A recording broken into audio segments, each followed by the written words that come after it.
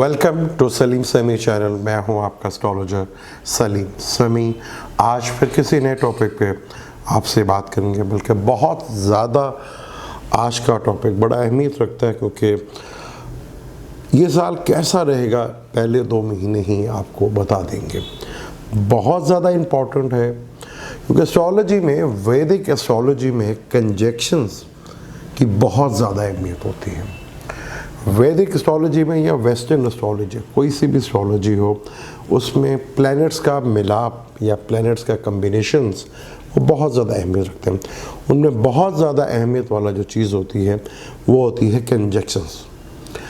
जनवरी और फरवरी में 6 प्लैनेट्स का कंजक्शन, जैसे सैटर्न और जुपिटर का हो चुका है कैप्रिकॉर्न में। इसी घर में वीनस भी आएगा, मरकरी भी आएगा, सन भी आएगा। 2 प्लैनेट पहले से बैठे हुए हैं और मून पूरे महीने गर्दिश करता रहता है, तो मून भी इधर होगा। तो कंजक्शंस की बहुत ज़्यादा वैल्यू, और मरकरी, वीनस और सन का भी इधर आना कैप्रिकॉर्न में बड़ा ही अहमियत का आमिल है। हम आपको डिटेल से बताने की कोशिश करेंगे 12 जोड़ी के ऊपर भी कि क्या आपके ज़िंदगी पे इसका असर पड़ेगा, डिटेल के साथ conjunction to conjunctions, Mercury Jupiter का, मरकरी सैटर्न का, मरकरी वीनस का, मरकरी शम्स का डिटेल के साथ बताएंगे। और क्योंकि कैप्रिकॉर्न में आना बड़ा ही अहमियत का आमिल इसलिए भी है, क्योंकि यहाँ 0 से लेकर 3-20 डिग्री तक जो भी प्लैनेट आएंगे वो विरगोतम होंगे। यानी कि जो D1 में भी प्लैनेट जिस घर में बैठा हुआ है कैप्रिकॉर्न में, और D9 में भी उधर ही बैठा होगा। विरगोतम की बहुत ज़्यादा अहमियत है। और यहाँ पर इसी घर में आपको देखेंगे कि पुष्कर नवांशा भी होगा। अब यहाँ 6:40 से लेकर 10 डिग्री तक कैप्रिकॉर्न में जो प्लैनेट बैठे होंगे वो पुष्कर नवांशा का भी होंगे। और 13:20 से लेकर 16 डिग्री तक भी ये पुष्कर नवांशा टॉरस का होगा और पहला पाइसिस का होगा। यानी कि कैप्रिकॉर्न में आने का प्लैनेट्स वो पुष्कर नवांशा का भी होगा और विरगोतम भी होगा, जो कि बहुत ही ज़्यादा अहमियत वाला है। वैदिक एस्ट्रोलॉजी में कंजक्शंस की बहुत ज़्यादा अहमियत दी जाती है। कंजक्शंस इतनी ज़्यादा अहमियत होती है कि आपकी ज़िंदगी में प्लैनेट्स जब भी ज़्यादा कोई आपके बाय बर्थ चार्ट में या ट्रांजिट में अगर कोई कम्बिनेशंस या कंजक्शंस कोई हो रहा है, प्लैनेट्स के आपस में कोई मूवमेंट्स बन रही है, उसी की बहुत ज़्यादा अहमियत दी जाती है कि तब आपकी ज़िंदगी में असरात चल रहे होते हैं। अब आपने देखना है कि आपके बर्थ चार्ट में किस किस प्लैनेट का कंजक्शंस है। बाय बर्थ अगर नहीं हुए तो ये ट्रांजिट में ये कंजक्शंस होने जा रहे हैं, जिसका आपको फ़ायदा ज़रूर मिलेगा। अब आपको चाहे बाय बर्थ चार्ट में नहीं है लेकिन ट्रांजिट में हो रहा है, तो उसका बेनिफिट आपको ज़रूर मिलेगा। अब वो बेनिफिट्स आपकी ज़िंदगी में कैसा होगा, इसके ऊपर डिटेल से बात करेंगे, क्योंकि कंजक्शंस की अहमियत कोई इनकार नहीं। लेकिन आगे बात शुरू करने से पहले चैनल को सब्सक्राइब कर लीजिएगा। इस जनवरी और फरवरी में प्लैनेट का बेशुमार कंजक्शंस है। जब प्लैनेट्स कंजक्शंस करते हैं और उनकी दिशा चल रही होती है, चाहे मेजर दिशा चले, सब दिशा चले या सब दिशा चले, तो वही आपकी बर्थ चार्ट में एक्टिव होते हैं और उसी के असरात आपको मिल रहे होते हैं।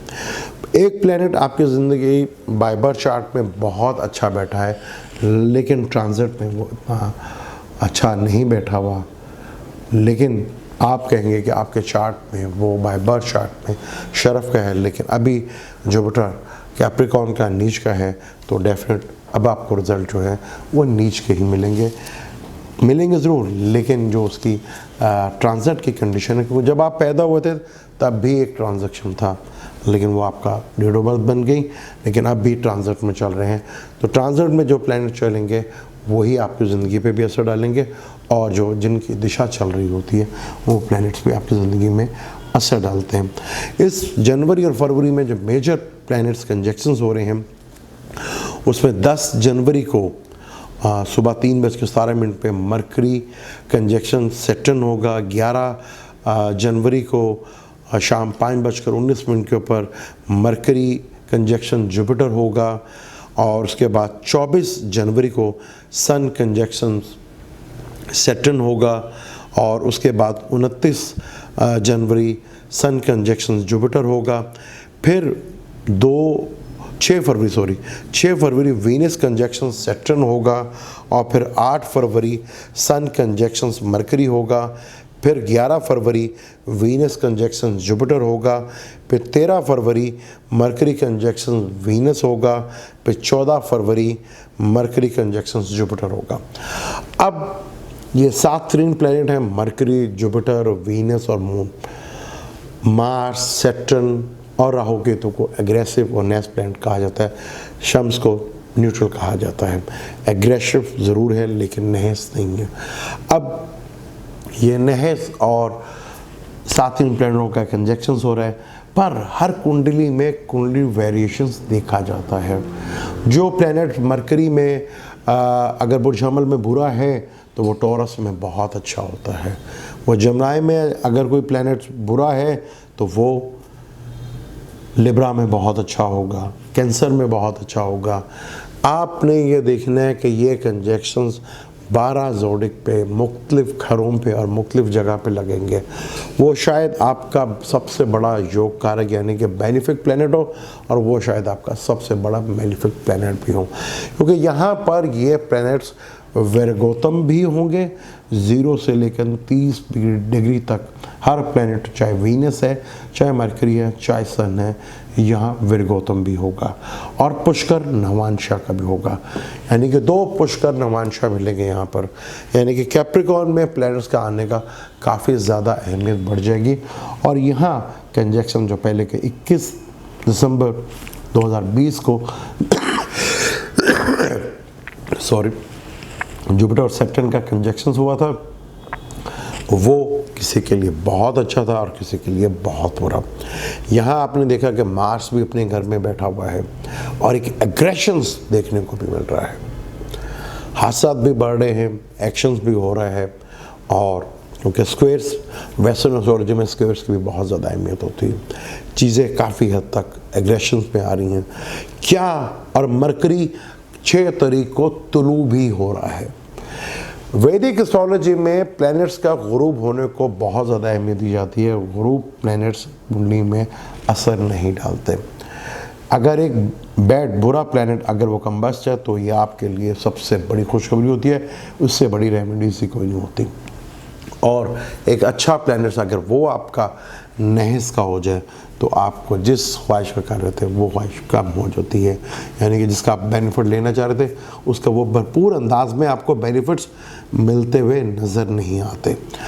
इतना इम्पोर्टेंट पूरी तफसील के साथ इंशाल्लाह मैं आपको कोशिश करूँगा कि 12 ज़ोडिक के ऊपर, आपकी ज़िंदगी ऊपर पूरी तफसील के साथ sun to Mercury, Saturn to Mercury, Saturn to Jupiter, Saturn to Venus, detail के साथ आपको क्या फ़ायदा दे सकते हैं, क्या नुकसान दे सकते हैं और आपको क्या करना चाहिए। क्या आपको ख़ुद कोई इवेंट्स बनाने की ज़रूरत है या वक्त का इंतज़ार करें कि इवेंट्स खुद ब खुद बने, ये आपके लिए बेहतर है। अक्लमंदी तो ये है कि जितने बड़े प्लैनेट्स आपस में कंजक्शंस की सूरत में आ रहे हैं तो आपको इवेंट बनाने की ज़रूरत नहीं, इवेंट होने का इंतज़ार करें। चीज़ें बहुत बेहतर भी होंगी और गलत भी हो सकती हैं, पर आपका चार्ट ही बताएगा कि कौन से ज़ोडिक में इसके क्या असरात हैं। मेरे साथ रहिएगा, मैं डिटेल के साथ, पूरे डिटेल के साथ आपको ज़ोडिक बाय ज़ोडिक, कुंडली टू कुंडली वेरिएशंस के साथ बताऊंगा कि किसके लिए ये योग जो बन रहे, कम्बिनेशंस जो हो रहे हैं, वो क्या फ़ायदा दे सकते हैं और क्या टेंशन ला सकते हैं। मेरे साथ रहेगा। लेकिन आगे बात शुरू करने और तफसील से जाने के लिए मैं आपको ये ज़रूर बता दूं कि आपने देखना है कि उस वक़्त आपके चार्ट में दिशा किसकी चल रही है। कोई भी आपका ज़ोडिक हो सकता है, वो सैटर्न की दिशा हो सकती है, मरकरी की हो सकती है, क्योंकि 6 प्लैनेट यहाँ पे इन्वॉल्व हैं। जिस प्लैनेट की मेजर है, सब दिशा है या सब दिशा है, किसकी प्लैनेट्स की दिशा चल रही है, तो उस पर आपको डिटेल के साथ उसके बेनिफिट के रिजल्ट भी मिलेंगे। मैं आपको डिटेल के साथ इंशाल्लाह ताला कोशिश करूँगा बताने की। अब मुझे दें इजाज़त, लेकिन जाने से पहले चैनल को सब्सक्राइब कर लीजिएगा और बेल के बटन को ज़रूर दबाइएगा। अल्लाह हाफ़िज़।